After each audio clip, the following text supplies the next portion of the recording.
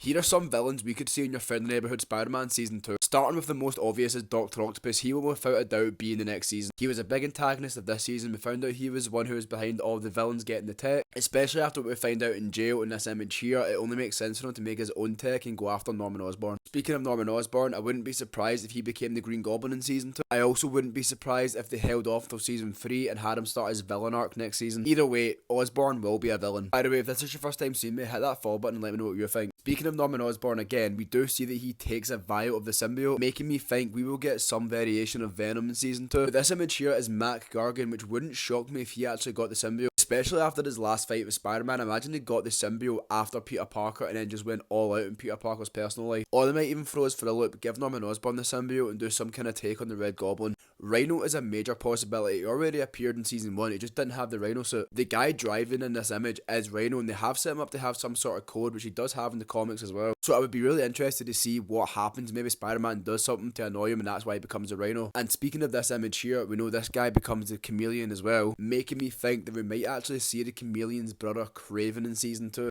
That would be so interesting. I'd also love to see Kraven done in this animation style. Maybe he goes on a hunt for either Spider-Man or the Scorpion next season. I would love that.